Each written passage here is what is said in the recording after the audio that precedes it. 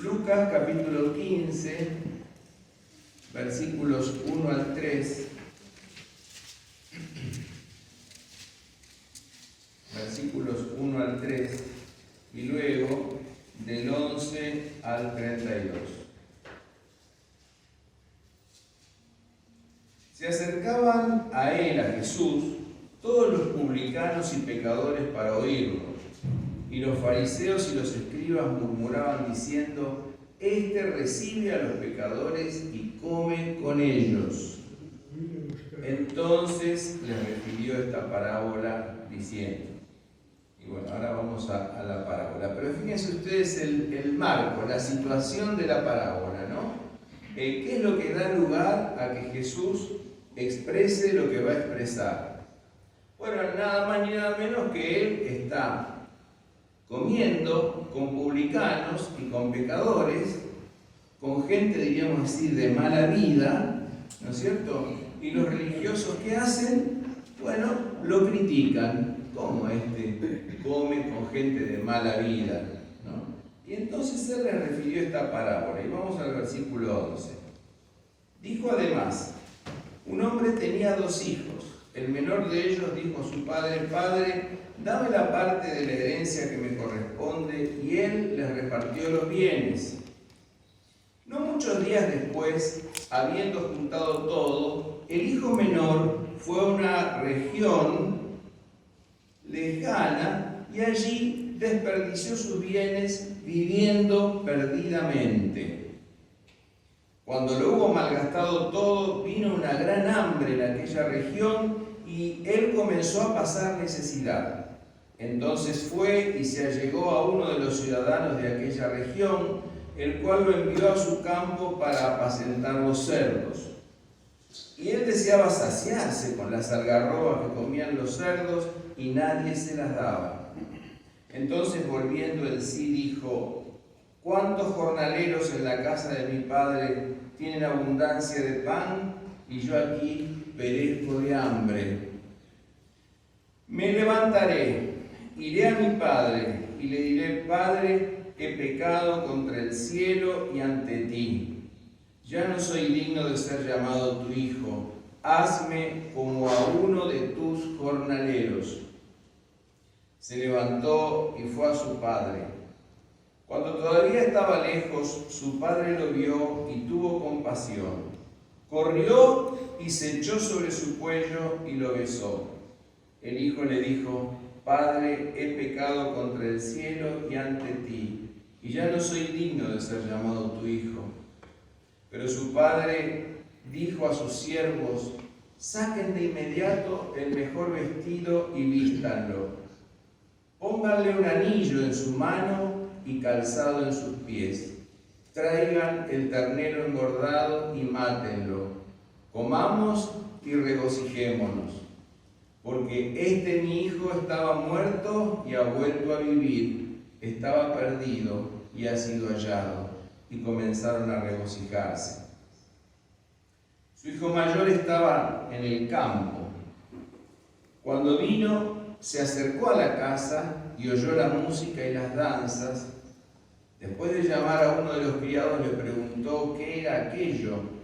Y éste le dijo: tu hermano ha venido y tu padre ha mandado matar el becerro engordado por haberlo recibido sano y salvo. Entonces él se enojó y no quería entrar. Salió pues su padre y le rogaba que entrara.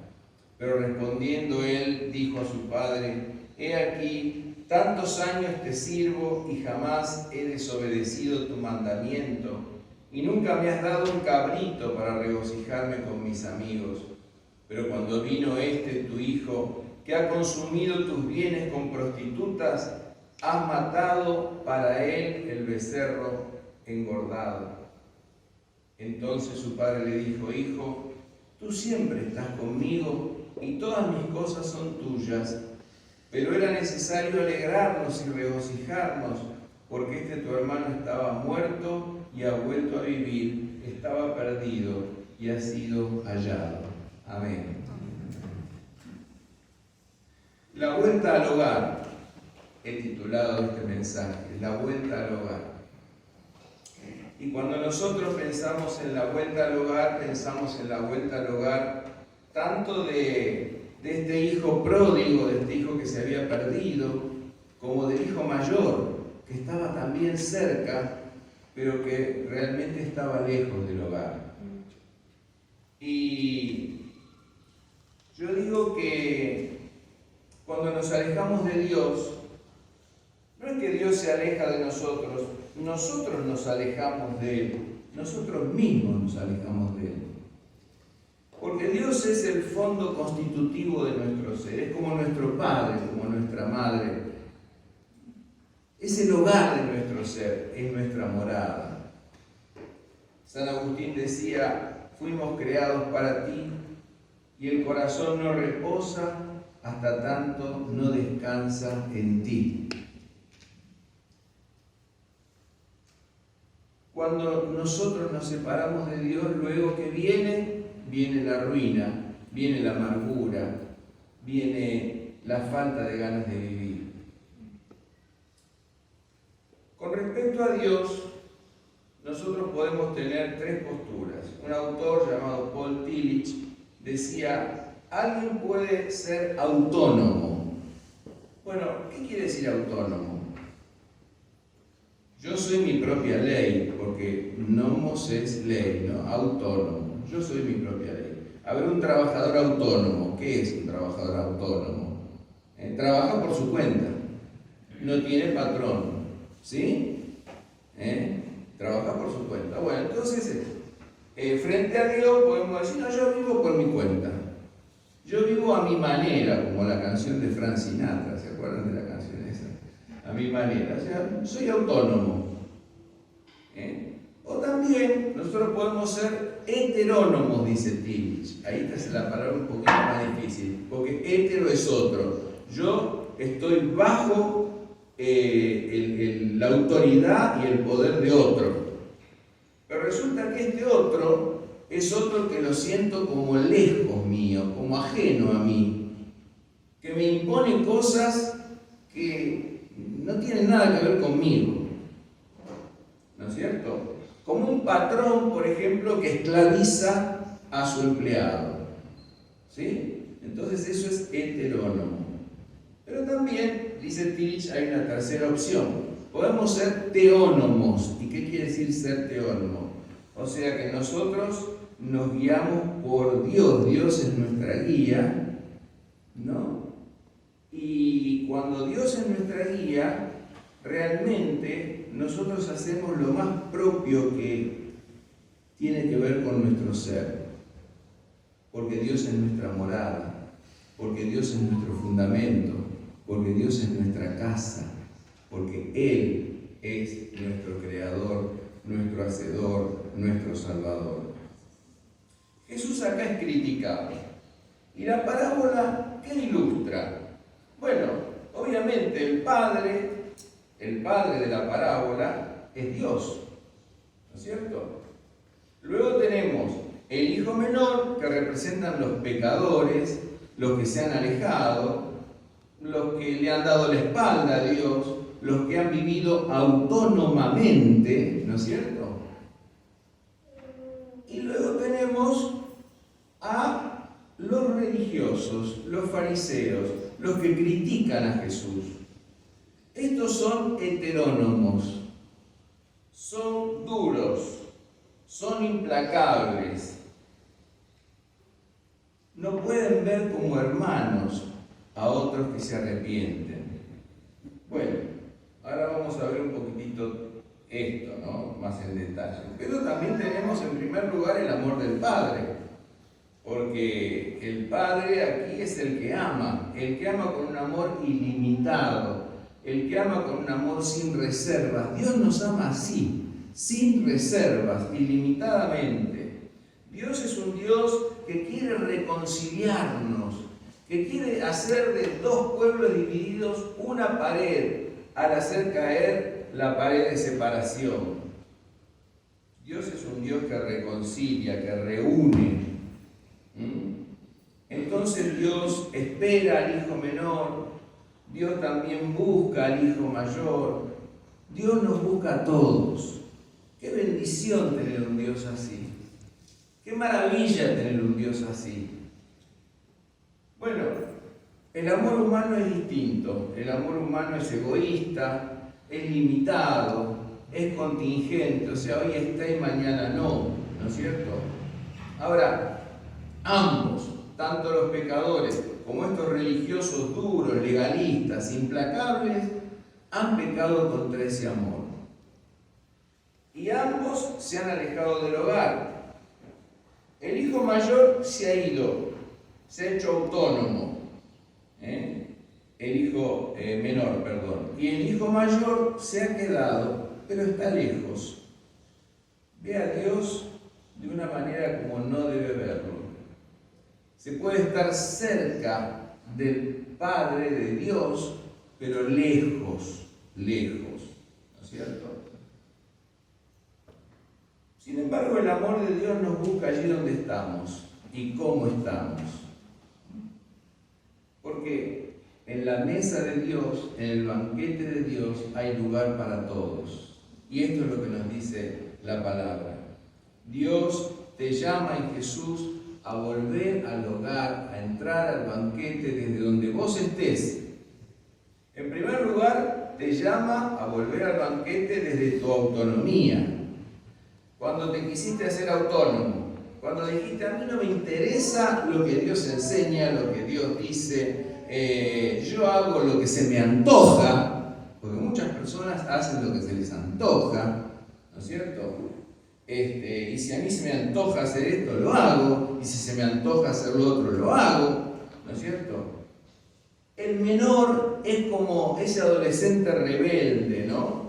Que necesita establecer su independencia. Cuando nosotros vamos creciendo, nos queremos diferenciar de nuestros padres, ser independientes, etc. Está bien, pero nadie puede considerarse tan maduro como para independizarse de Dios.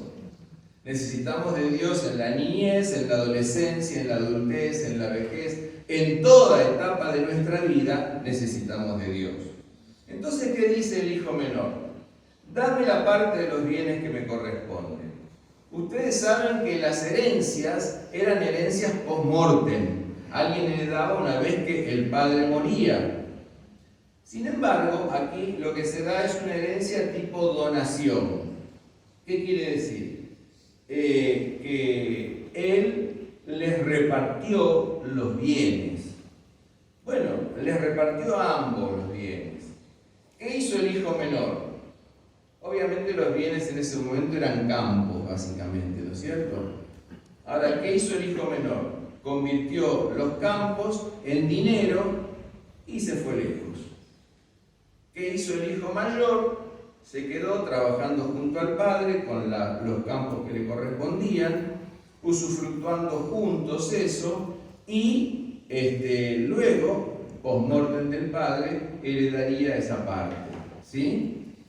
Ahora, cualquier acrecentamiento de la herencia, según las leyes del momento, le corresponderían al hijo mayor, no al hijo menor, porque el hijo menor ya había agotado lo que le correspondía en el momento de independizarse.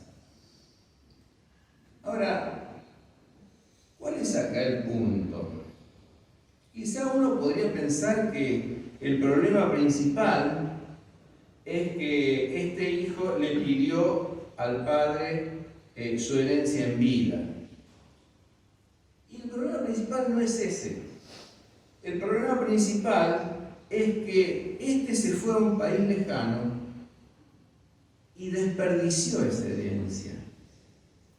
O sea, se declaró autónomo de Dios. Se declaró independiente de Dios. No honró a su padre. El pecado de ese hijo fue cortar los lazos de relación con su padre. Ya no participaría más de la comunión junto con el Padre. Ya no cuidaría más de él. Y acá se está alterando uno de los principales mandamientos. Honrarás a tu padre y a tu madre. porque este es el único mandamiento con promesa, para que tus días se alarguen sobre la faz de la tierra. Ahora, lo menos que pensó este hijo es en honrar al padre y a la madre. Es en qué pasaría con el padre en su vejez. Es en compartir con el padre. No pensó en nada de eso. No pensó en la relación con su padre. ¿Sí? Entonces, queda limitado a lo que puede hacer con su herencia, con esa bolsa de dinero con la que se va cargado. Se va cargado con una bolsa de dinero, pero lejos del padre, cortando vínculos con el padre. Hermanos, ¿cuántas personas buscan a Dios por lo que Dios les da? Yo me acuerdo en un momento determinado, en una etapa de la... Ya llevo casi 44, 45 años en la iglesia, pero en algún momento viene un señor que vivía enfrente y me dice: yo vengo porque quiero que Dios cure a mi esposa. Bueno, vamos a orar por su esposa. Uno siempre ora porque sabe que la oración de fe puede hacer maravillas, ¿no es cierto? Ustedes recuerdan que Dios había pensado en destruir a Nínive, los ninivitas se arrepintieron y Dios cambió su designio. Entonces por eso oramos. Bueno, oramos, ¿no es cierto? Y el domingo siguiente, no el otro, se cruzó y me dijo: no, mire, no voy a venir más, porque mi esposa sigue enferma. Es decir, él no venía por Dios, él venía por algo que Dios podía darle. ¿Pasa esto? Bueno, esto es lo que le pasó al hijo menor. Lo que le interesaba de Dios era lo que Dios podía darle. ¿Se dan cuenta? Dios podía darle una bolsa de dinero, él se fue con su bolsa de dinero y cortó vínculos con el Padre. Cortó vínculos con el Padre. No honró al Padre. Por eso le dice: Padre, he pecado contra el cielo, contra Dios y contra ti. No soy digno de ser llamado tu hijo. Ahora entonces, ¿qué pasa? Con esta actitud egocéntrica, ¿no es cierto? Empezó a vivir, la palabra es en placeres disolutos, una vida disoluta, y rápidamente perdió su riqueza. Vivió perdidamente. Es víctima de su propio autoengaño. Cuando nosotros queremos declarar nuestra independencia de Dios, bueno, arruinamos nuestra vida, malogramos nuestra vida. ¿Cuántos jóvenes que quieren independizarse de los padres, qué es lo primero que hacen? Se juntan con la barrita de la esquina. Y la barrita de la esquina que empiezan a hacer, bueno, algunos fuman, otros se drogan, entonces hay compañías estimulantes, ¿no es cierto? Hay personas que actúan deshonestamente y le enseñan a otros cómo robar algunas cositas, etcétera, etcétera. Y así entonces se van pervirtiendo, van arruinando su vida, porque no tienen un rumbo, porque Dios no los guía. Ahora, ¿qué pasó después de todo esto? Quedó sin la bolsa, quedó sin la plata. Ahora entonces ya la bolsa que cargaba estaba vacía. Y ahí se quedó. Solita mi alma, como dice el porteño, ¿no es cierto? Solita mi alma. Y ahí se quedó solo. Y vino una gran hambre. Y ahí estaba solo, olvidado. Los amigos ya no vienen ni siquiera a consolarle, dice el tango, ¿no es cierto? Porque los amigos que venían cuando él tenía plata se olvidaron, ya no están para compartir los momentos difíciles de este hijo pródigo, ¿no es cierto? ¿Qué había pasado? Él estaba lejos de la única persona que verdaderamente lo amaba. ¿Quién era? Dios, su Padre. ¿Se da cuenta? Ahora entonces se desvanecen todas las ilusiones, ve la realidad, va a apacentar cerdos. Apacentar cerdos era algo muy repudiable para un judío porque el cerdo era considerado un animal impuro. Había renunciado a su condición de hijo, se había declarado autónomo, quiso vivir a su manera, se alejó de las marcas más propias que lo constituyeron y se perdió. Y entonces reflexionó y hizo un cálculo. ¿Cuántos jornaleros en la casa de mi padre pueden comer abundantemente? Y yo aquí, en este chiquero, perezco de hambre.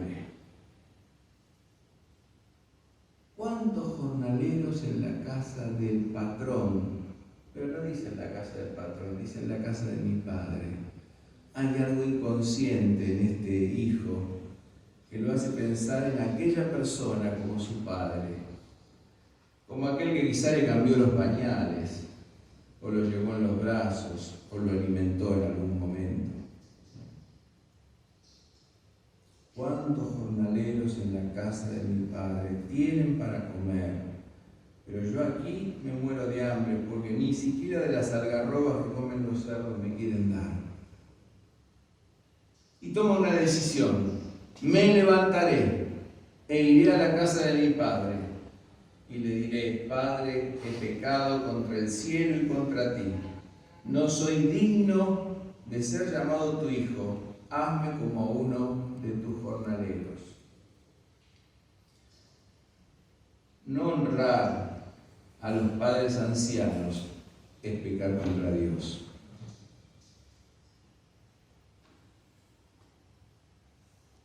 Siente que no tiene ningún derecho y solo vuelve a pedir trabajo.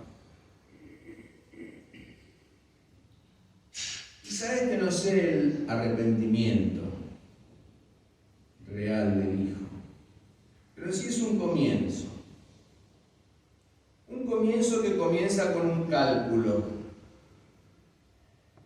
Los que están trabajando en casa de mi padre tienen un alimento, yo no lo tengo.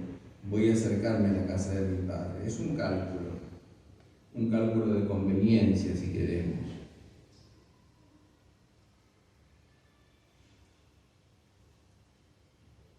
Pero un cálculo que indica que él ha caído en la realidad de su situación. En la realidad de la situación en que podemos caer cualquiera de nosotros cuando nos queremos independizar de Dios. La realidad de la ruina. Hemos sido autoindulgentes, hemos querido actuar autónomamente, hemos sido egocéntricos y nos encontramos en una situación paupérrima. Y entonces, ¿qué hizo el hijo? Comienza el camino de regreso a la casa del padre, el camino de regreso al hogar.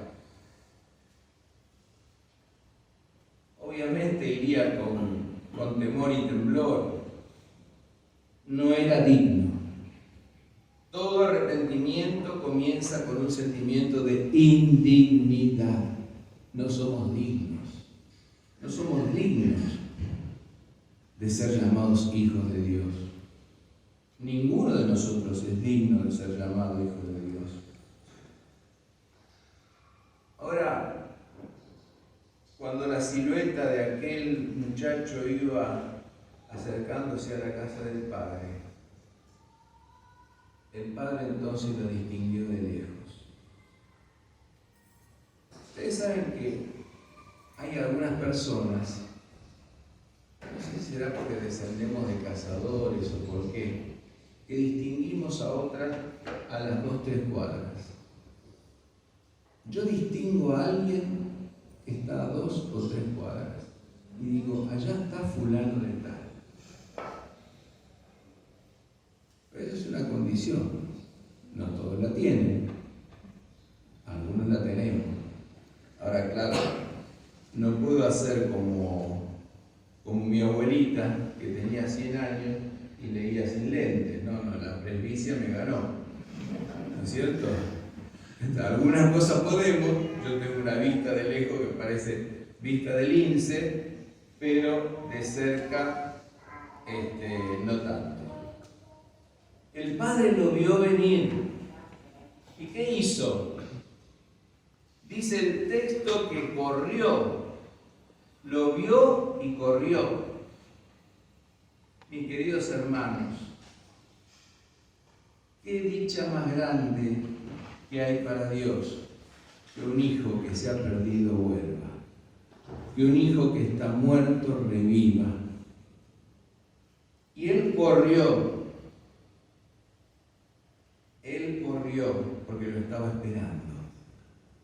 Nuestro Padre nos espera, nuestro Dios nos espera, nuestro Dios nos espera con los brazos abiertos. No importa cuán lejos nos hayamos ido, no importa cuán bajo hayamos caído, Él nos espera. Y allí se acerca aquel muchacho harapiento, descalzo, quizá alcoholizado. Para los vecinos es un mamarracho, un pobre desgraciado. Para Dios es su hijo. Para Dios es una persona. Y dice entonces el texto que el padre corrió, lo abrazó, lo besó y él empezó a recitar la fórmula que tenía pensada de antemano. Padre, he pecado contra el cielo y contra ti, no soy digno de ser llamado tu hijo.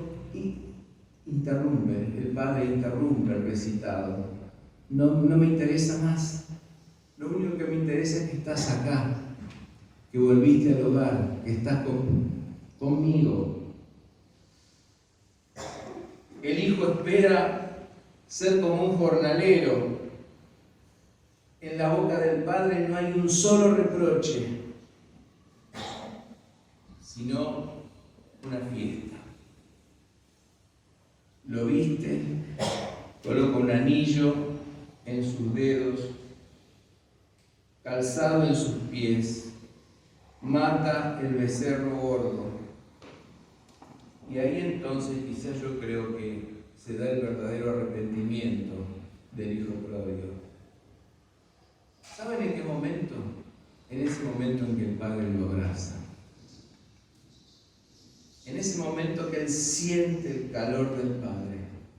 En ese momento que él siente que el Padre verdaderamente lo ama a pesar de allí. Allí se da un verdadero arrepentimiento.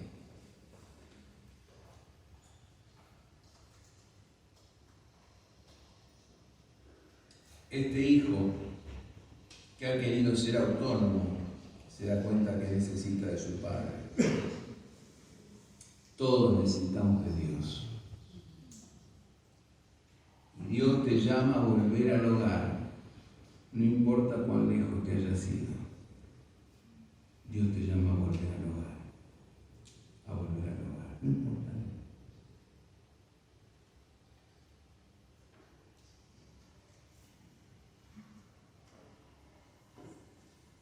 Ahora el hijo mayor estaba en el campo. ¿Qué estaría haciendo? Trabajando. Porque también Dios va a llamar a volver al hogar al religioso, al que está siempre, al que no se aparta.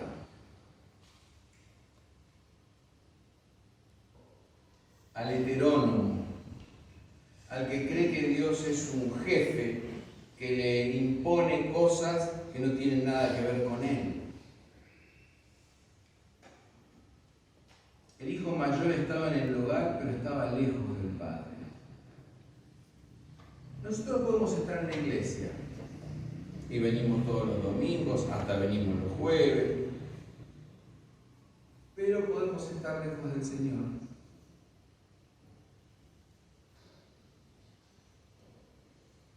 A Dios le importa la comunión que vos y yo tengamos con Él. Por sobre todas las cosas. Por sobre todas las cosas. El hijo menor quiso lo que Dios podía darle, lo malgastó, porque no quiso la comunión con Dios. El hijo menor hizo eso. El hijo mayor se quedó allí, pero no estableció una verdadera comunión con su padre. No conocía realmente al padre. Entendía sus leyes como extrañas, como imposiciones, como exigencias. ¿Y cuántas veces nosotros, estando en la iglesia, creemos que se nos exige tal cosa? Y lo hacemos. Y bien hacemos en hacerlo. Pero hay algo que falta. Hay algo que falta y es ver el privilegio, la gratitud por lo que Dios nos da. Está en el campo y cuando retorna dice, ¿por qué tanta fiesta? ¿Qué pasa acá? No, le dice un siervo, pasa que tu hermano menor ha llegado y tu padre ha ordenado hacer una fiesta, etcétera, etcétera. Y él se enoja. Él se enoja. ¿Cómo? ¿Cómo es él? Se enojó y no quería entrar a la fiesta. ¿Qué hizo el padre? Salió a buscarlo. Así como el padre buscaba y esperaba al hijo menor, el padre busca al hijo mayor también. Ese hijo mayor que cumplía sus deberes, pero le faltaba el gozo. Ese hijo mayor que cumplía con todos sus deberes, pero le faltaba misericordia. ¿Y cómo podemos decirle a Dios Padre si no podemos decirle al que está al lado nuestro hermano? ¿Cómo podemos decirle a Dios Padre si no podemos tenderle la mano al hermano?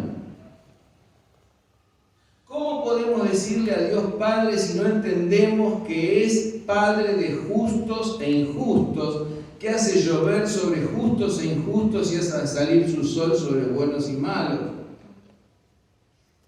Entonces no quiere entrar. El Padre lo sale a buscar y él dice, yo te sirvo como esclavo. Miren cómo se sentía. Como un esclavo. No como el hijo, como un esclavo. Jamás desobedecí ninguno de tus mandamientos y ni siquiera me diste un cabrito para regocijarme con mis amigos. El cabrito era algo de menor valor que un ternero engordado, ¿no es cierto? Nunca me diste ni siquiera eso. Pero cuando vino tu hijo, no mi hermano, tu hijo, ¿no? Que ha consumido tus bienes con prostitutas, has matado el ternero engordado. Entonces el padre le responde, hijo, tú siempre estás conmigo y todas mis cosas son tuyas. Hijo, tú siempre estás conmigo y todas mis cosas son tuyas.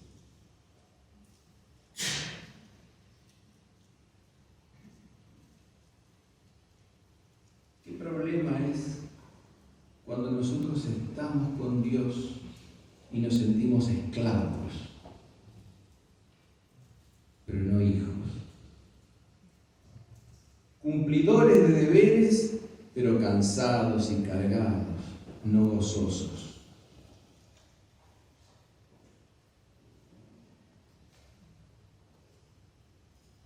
Todo lo mío es tuyo.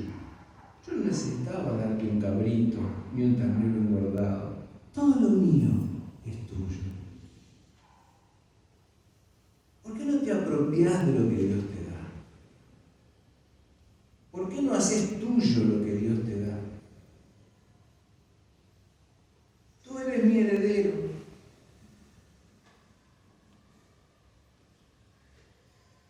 No soy alguien ajeno a ti.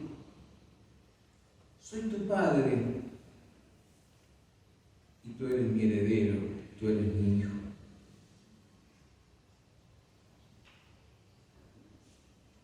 Estar conmigo es poder realizar lo más propio de vos. Todo lo mío es tuyo. ¿Ven la profundidad de esto? Todo lo mío es tuyo. Qué bendición, hermanos. Todo lo del Señor es tuyo. Todo lo que Dios tiene para darte es tuyo. Porque te dio su vida misma en su Hijo Jesucristo. Y derramó su Espíritu mismo sobre toda carne. Y todo lo de Él nos pertenece. Dios nos llama, ya sea que nos hayamos ido muy lejos para vivir autónomamente, sin depender de Él, y Dios nos llama, sea que estemos cerca,